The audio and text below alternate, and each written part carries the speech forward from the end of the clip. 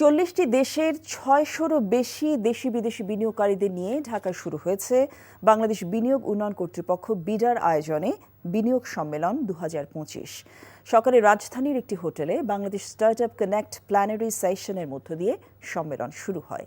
এ সময় বিডার নির্বাহী চেয়ারম্যান চৌধুরী আশিক মাহমুদ বিন হারুন জানান, সংস্কারের মাধ্যমে বিনিয়োগের পরিবেশ উন্নয়নে কাজ করছে অন্তর্বর্তী সরকার।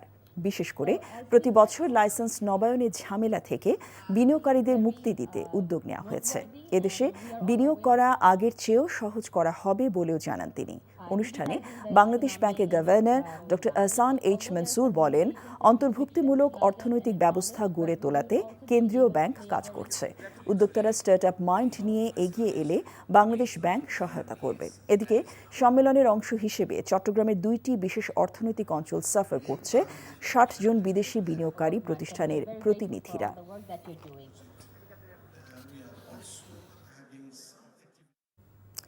বিডার বিনিয়োগ সম্মেলনের খবর জানাতে আমাদের সাথে সরাসরি যুক্ত হচ্ছেন আমাদের সিনিয়র করেসপন্ডেন্ট সেলিম মালিক। সেলিম, সম্মেলনে উল্লেখযোগ্য আর কি আয়োজন রয়েছে আমাদেরকে জানাবেন।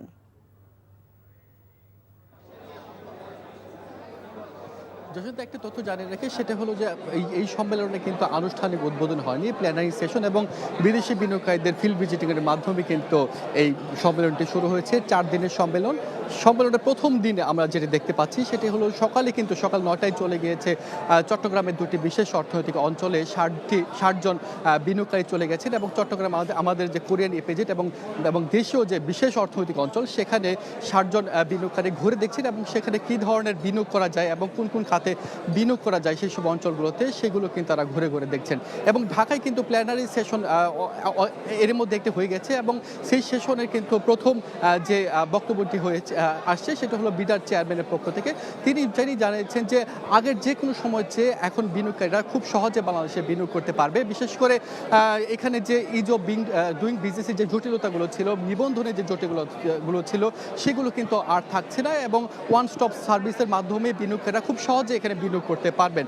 এছাড়া বাংলাদেশ ব্যাংকের গভর্নরও কিন্তু কথা বলেছেন। তিনি যেটি জানিয়েছেন, এখানে বাংলাদেশের যে স্টার্টআপ রয়েছে সেগুলো যেন খুব সহজে ফান্ডিং করা যায় এবং সেই স্টার্টআপগুলোকে কীভাবে তুলে নিয়ে আসা যায় সেই বিষয়গুলো কিন্তু তিনি জোর দিয়েছেন এবং বলেছেন যে তাদের জন্য বিশেষ ফান্ড ব্যবস্থা করা হবে এবং বিদেশি কোনো স্টার্টআপ যদি বাংলাদেশে বিনিয়োগ করে তাহলে তাদের যে ফান্ড বাংলাদেশে আসার জন্য যে ধরনের ব্যাংকিং জটিলতাগুলো আগে ছিল সেগুলো কিন্তু নিরসন করা হবে বলে তারা জানিয়েছেন। এছাড়া স্টার্টআপদের আরও সহযোগিতা করার জন্য কিন্তু ইন্টারনেটের যে দাম সেই দামটি কিন্তু কমিয়ে নিয়ে আসার জন্য ব্যবস্থা করা হচ্ছে এবং উদ্যোগ নেওয়া হচ্ছে বলে জানিয়েছেন প্রধান উপদেষ্টার বিশেষ সহকারী ফয়েজ আহমেদ তৈয়ব। তিনি জানিয়েছেন যে আগের চেয়ে এখন ইন্টারনেট আরও সহজলভ্য করা হবে এবং দামটাও আগের চেয়ে কম দামে যেন সহজে সরবরাহ করা যায় সেটি কিন্তু ব্যবস্থা করা হচ্ছে সরকারের পক্ষ থেকে, সেটি তিনি জানিয়েছেন। এছাড়া স্টারলিংক কিন্তু বাংলাদেশে আসার একটি কথা ছিল, কিন্তু স্টারলিংক কিন্তু বাংলাদেশে আসছে না। তবে স্টারলিংকের যে ইন্টারনেট সরবরাহ তাদের সেবা সেগুলো কিন্তু এই বিনিয়োগ সম্মেলনে ইন্টারকন্টিনেন্টাল এই যে হোটেলে যে ইন্টারনেট সেবাগুলো এখন এই মুহূর্তে দেওয়া হচ্ছে সেটি কিন্তু স্টারলিংকের সেই স্যাটেলাইটের মাধ্যমে কিন্তু দেওয়া হচ্ছে বলে আমাদের এখানে জানানো হয়েছে।